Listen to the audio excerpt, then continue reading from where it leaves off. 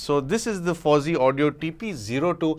It's not exactly a new product. It's been in the market for a little while, but it's just come to my rescue because I've actually kind of lost a subwoofer a few years ago. So I have been listening to the KEF PSW 2500, which is a much older sub, of course, and it packed up some years ago. Now, because I had towers, I was like, you know what, I've got enough bass. I don't really need that much more. And repairing it has obviously been a problem. Finding parts, trying to get in touch with customer care, all that is not possible once your equipment is nearing 20 years old. Let's be honest about that. So anyway, I tried that out and it didn't work. And then very recently, in fact, my brother's Yamo Sub 660 did pack up. So we were trying to figure out what to do now. A neighbor of mine, if you've been watching my channel, he's helped me look after a lot of my equipment. So I said, let's bring the sub over and try and figure this out. So he's trying to figure out what's wrong with it. Some MOSFETs have gone.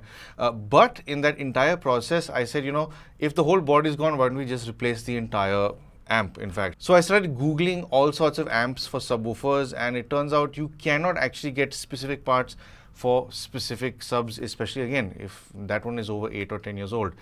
So I happened to come across the Fosi Audio. Now I have reviewed a Fosi Audio TB10D, which I really did like maybe last year sometime. So I was surprised to see that they've got a dedicated amp for this. So moving on to this little Fosi Audio amp, well, it is of course a dedicated sub amp.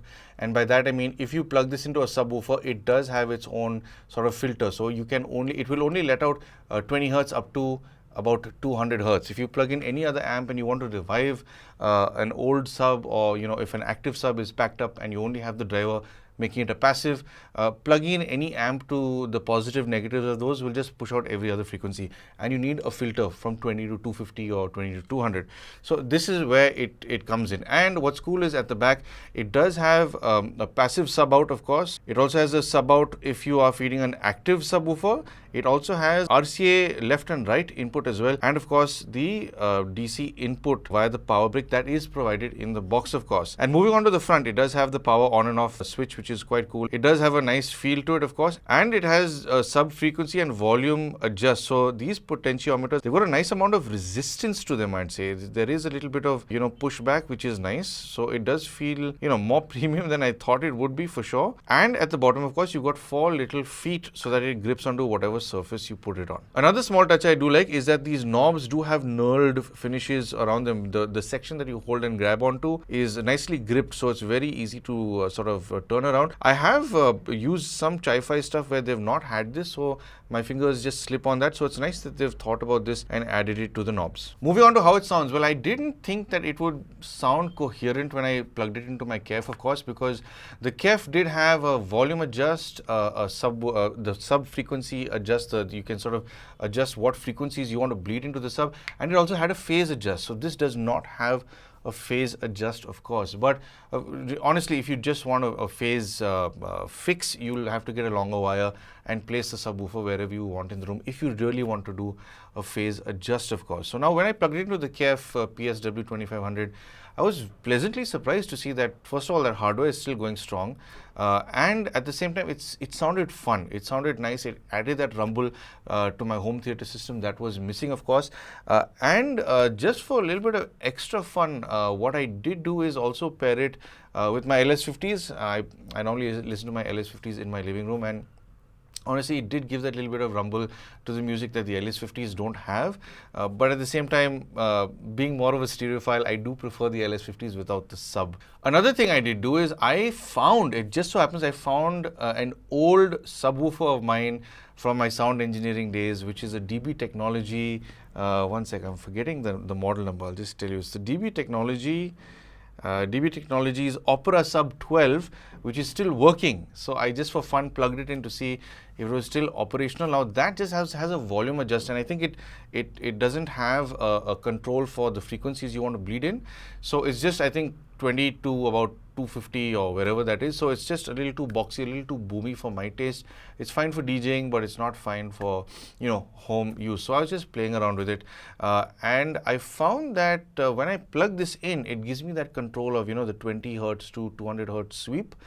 So I can control that. Okay, I only want up to maybe 40 hertz, or maybe only up to 80 hertz. And when it's more controlled that way, that sub did sound so much better. It sounded a little more coherent. By itself, if you pair it with any other speaker, I mean, except its own, I think it'll sound much better. But with this, there was a complete disconnect. The Fosi kind of did attempt to make it sound like almost one sound was coming from the entire system, but there is a disconnect with that. The KEF sub certainly does better with that. Now you do get a 24 volt 4.5 amp brick in the box, and you can pair it with it. It works perfectly well. If you do, however, want a little more power, you can use a more powerful brick. I think Fosi does this with a lot of their amps. So even with the TP02, they did mention this. So now the thing is, I have never found myself needing or wanting more power than this does. There is no way that I'm going to be using these amps at 100%, these subwoofers at 100% capacity. I myself am not really a bass enthusiast.